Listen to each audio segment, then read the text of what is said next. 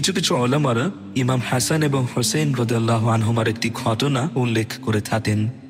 একবার হাসান এবং হোসেন রাদিয়াল্লাহু আনহুমা একজন বৃদ্ধ ব্যক্তিকে ওযু করতে দেখলেন এবং খেয়াল করলেন যে তার ওযু করায় অনেক ভুল হচ্ছে। একজন মুরব্বীকে কিভাবে সুন্দরভাবে শুধরে দেওয়া যায় এই ভেবে তারা তার কাছে গিয়ে যা বললেন তার ভাবার্থ হলো এমন: চাচা, আমাদের দুই ভাইয়ের মধ্যে কার ওযু করাটা বেশি সুন্দর হয় এ নিয়ে আমরা একমত হতে পারছি না। আমরা যদি আপনার সামনে ওযু করি, আপনি কি দয়া করে আমাদের মধ্যে এর ফয়সালা করবেন? মুরব্বী রাজি হলেন এবং তারা অত্যন্ত যত্ন সহকারে ওযু করতে লাগলেন। তাদের ওযু করা এতটাই সুন্দর ছিল যে ওযু শেষ হওয়ার আগেই মুরব্বী বুঝে গেলেন আসলে কি হচ্ছিল।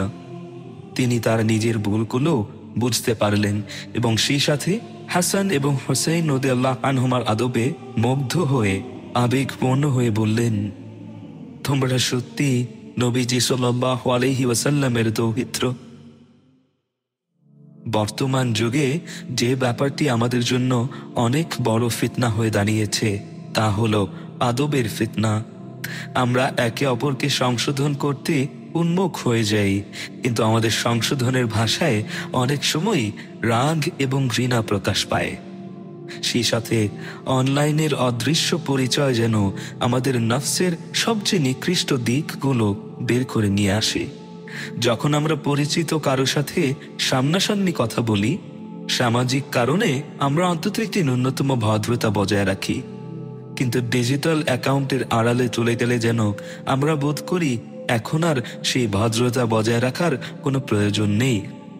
অথচ দুই পরিস্থিতিতেই আমাদের রব আমাদের কথা, আমাদের আচরণ, আমাদের অন্তরের সবচেয়ে সূক্ষ্ম অনুভূতিগুলো সম্পর্কেও অবগত আছেন এবং এর হিসাব নিচ্ছেন।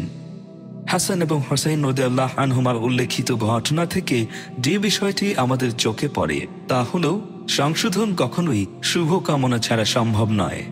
আপনি মন থেকে কারো ভালো চাইলেই তবে তার সংশোধন করতে পারবেন। আপনার মনে তার প্রতি রাগ, বিদ্বেষ বা ঘৃণা থাকলে আপনি তার সংশোধন করতে পারবেন না। যা করবেন তা হলো সংশোধনের নামে অপমান, এবং অপমানিত ব্যক্তি কখনোই নিজের ভুলগুলো নিয়ে ভাবতে পারবে না এবং সেগুলো শুধরে নিতে পারবে না। সে শুধুই মনে রাখবে আপনার খারাপ ব্যবহার। তারা দুজন রাদিয়াল্লাহু আনহুমা সংশোধনের এত চমৎকার একটি পদ্ধতি বেছে নিয়েছিলেন যে তাদেরকে চাচা আপনার এই ভুল হচ্ছে এমন কোনো বাক্য উচ্চারণ করতে হয়নি, বরং তারা এমন একটি পরিবেশ তৈরি করেছিলেন যা থেকে মুরব্বী নিজে থেকেই নিজের ভুলগুলো বুঝতে পেরেছিলেন। আমরা কাউকে সংশোধন করতে চাইলে হুটহাট সে কাজটি না করে বরং সুপরিকল্পিতভাবে কাজটি করতে পারি। সবার আগে যাচাই করে দেখব যার কাজটিকে ভুল মনে হচ্ছে তা কি আসলেই ভুল, আমি কি আসলেই সঠিক জানি, আমার বোঝার কোনো ভুল হয়নি তো। সংশোধনের কাজটি আল্লাহকে খুশি করার নিয়তে করব, যেন এটা একটি ইবাদতে পরিণত হয়।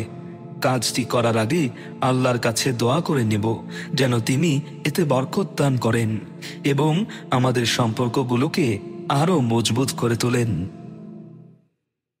আল্লাহুম্মা কামা হাসানতা খিলকাতনা ফাহাসসিন আখলাকানা।